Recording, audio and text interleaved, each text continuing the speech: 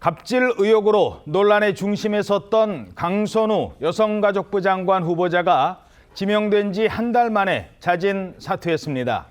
이른바 현역 의원 불패라는 관행이 25년 만에 깨진 겁니다. 강선우 후보자가 대통령실에 사퇴 의사를 알렸고, 그리고 강훈식 실장이 대통령에게 보고를 했고, 보고를 받고 대통령은 별 말씀이 없으셨다고 합니다. 네, 그리고 나서 1시간가량 있다가 소셜미디어에 사퇴 의사를 밝힌 걸로 알고 있습니다. 결국 사퇴 의사를 밝혔어요. 네, 그렇습니다. 강선우 장관 후보자가 어제 자진 사퇴를 밝혔습니다. 이재명 대통령이 지명한 지 30일 만이고요. 갑질 논란이 불거진 지 14일 만입니다. 강선우 전 후보자는 어제 오후 2시 반쯤 강훈식 대통령실 비서실장에게 사퇴 의사를 전달했고요.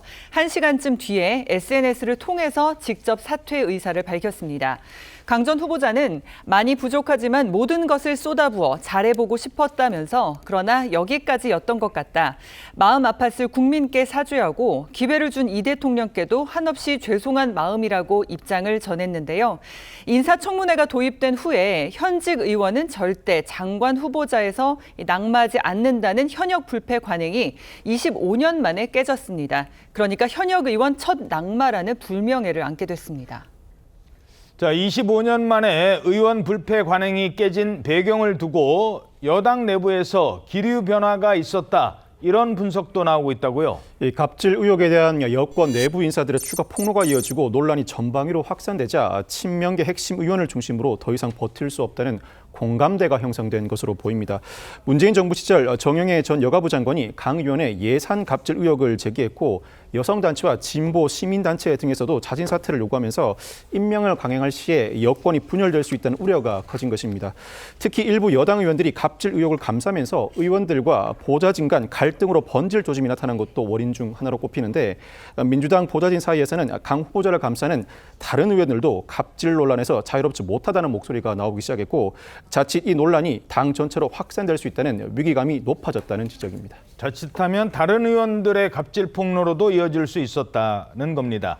자, 그런데 강 전 후보자 입장문을 두고 이 사과의 대상이 잘못된 것 아니냐, 이런 지적도 있다고요. 예, 강 전 후보자가 자진 사퇴 의사를 밝히면서 저로 인해 마음 아프셨을 분들한테 사죄의 말씀을 올린다라고 하면서 자신을 지명한 이재명 대통령, 민주당 이렇게 이제 지목을 했거든요. 예. 근데 거기에 대해서 그 갑질 피해를 호소한 보좌진 등에 대해서는 언급을 안 한 것이 아니냐, 이런 지적이 나온 겁니다.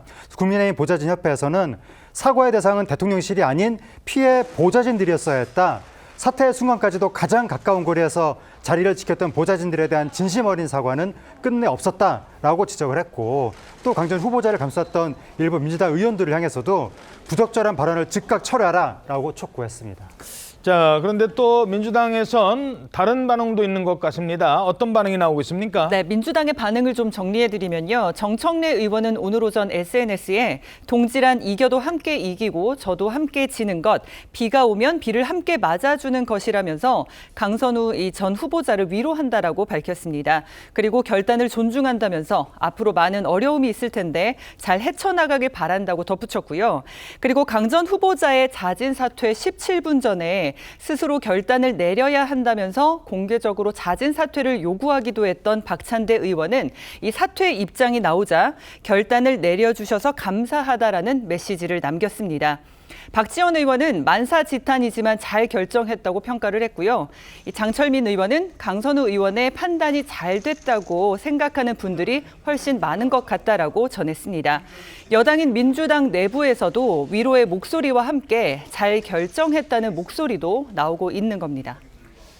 야당인 국민의힘에서는 이런 주장도 나오고 있습니다. 줄곧 자료 제출을 거부하고 거짓 해명에 급급하다가 끝내 피해자에게 제대로 된 사과 한마디 없이 도망치듯 사퇴했습니다. 이를 맹목적으로 비호한 더불어민주당, 그리고 인사청문 보고서 재송부 요청을 강행한 이재명 대통령까지 모두가 이번 사태의 책임에서 벗어날 수 없습니다.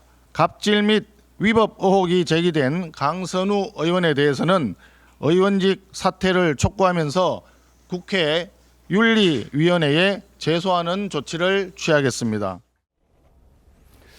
자, 이러면서 여야 간의 공방이 벌어지고 있다고요? 현역 의원인 강 전 후보자 자진 사퇴 후에 성실한 국회의원으로 돌아가겠다는 뜻을 밝혔다고 합니다. 그러자 국민의힘은 오늘 오전 의원직 사퇴를 촉구하면서 윤리위원회에 제소하겠다는 방침을 밝혔습니다. 이어서 인사검증 시스템이 사실상 무너졌고 이재명 정권에서 작동하는 것은 오직 명심뿐이라는 비판을 이어나갔는데, 이를 두고 민주당 박찬대 의원은 SNS를 통해서 강 의원의 용기 있는 결단이 국민의힘 눈에는 약점으로 보였나 보다, 정신 못 차렸냐, 누가 누구를 윤리위에 세운다는 건가라고 비판했습니다. 이어서 이쯤 되면 인사청문회가 아니라 낙마몰이라면서 이재명 정부 흔들기를 넘어 국민을 흔들겠다는 것이라고 비판했습니다.